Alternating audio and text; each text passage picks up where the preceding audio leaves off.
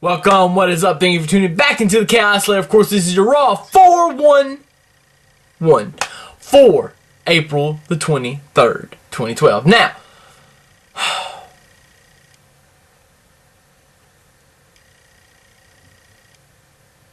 I'm angry, but I'm going to overlook it. I'm going to do my job. I'm going to call it like I see it. For right now, anyway.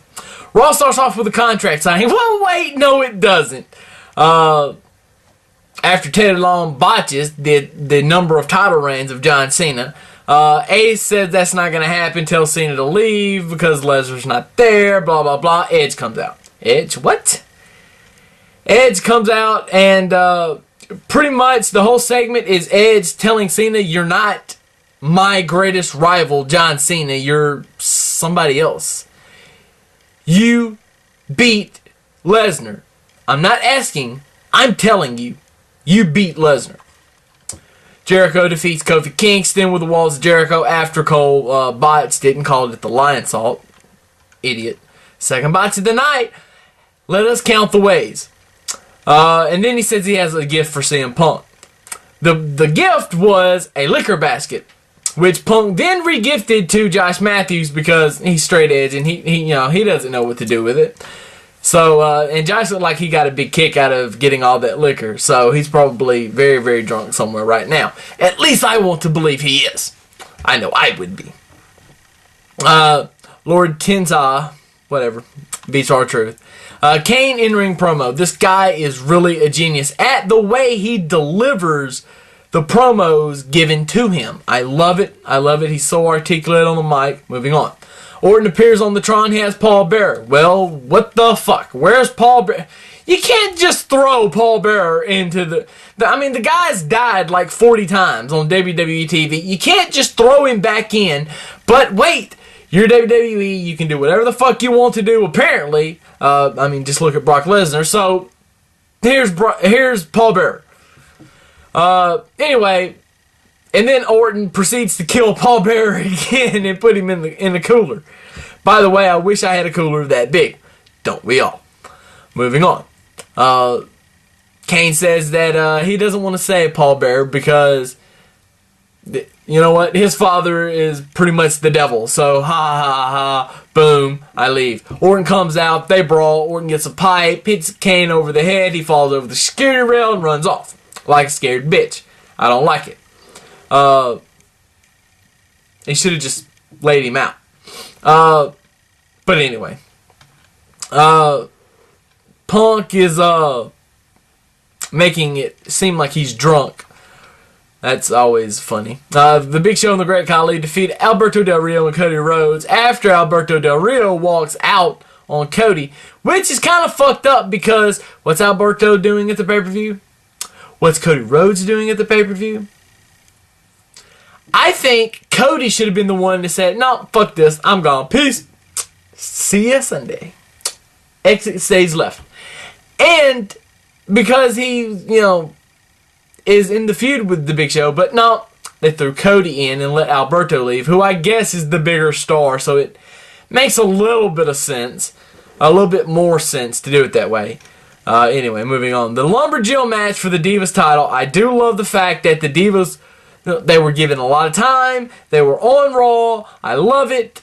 Beth Phoenix gets hurt, loses his title.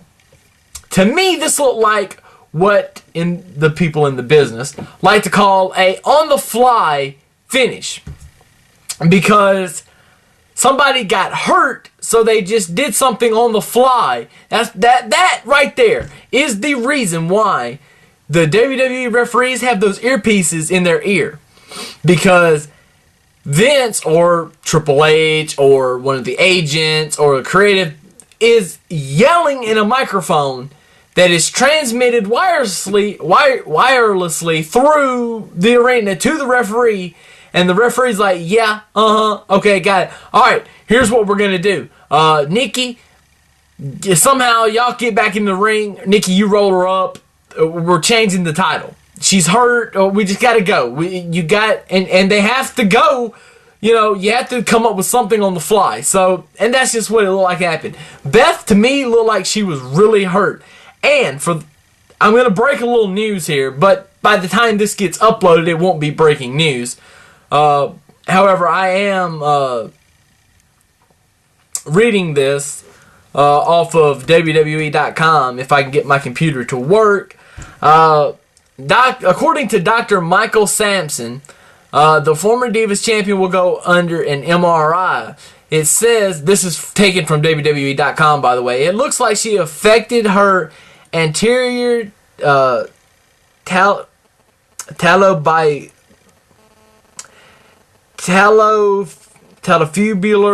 ligament, whatever the fuck. I'm not a doctor. I don't know how to pronounce these words.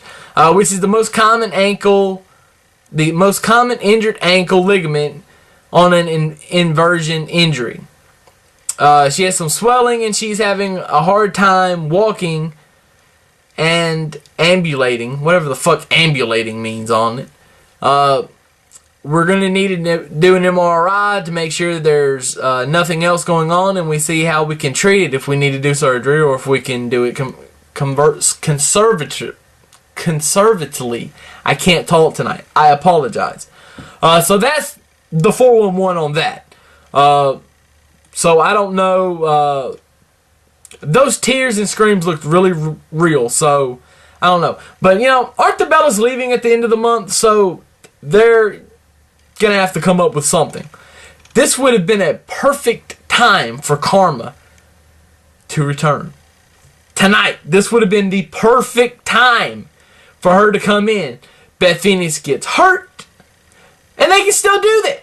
Have it done on SmackDown. Fly that bitch in and have her destroy Nikki Bella. Fuck both of the Bellas for all I care. I don't fucking care. Anyway, the CM Punk field sobriety test segment was one of the funniest things I have seen in a long time on Monday Night Raw. And the reason why it was so funny was because it's just that, I mean, that was a real, almost, field sobriety test. Who the fuck among us can say their ABCs backwards?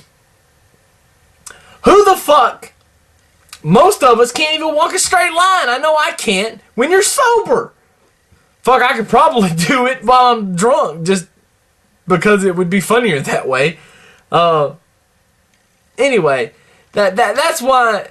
That's just why it was so funny. You take realism and put it in the show.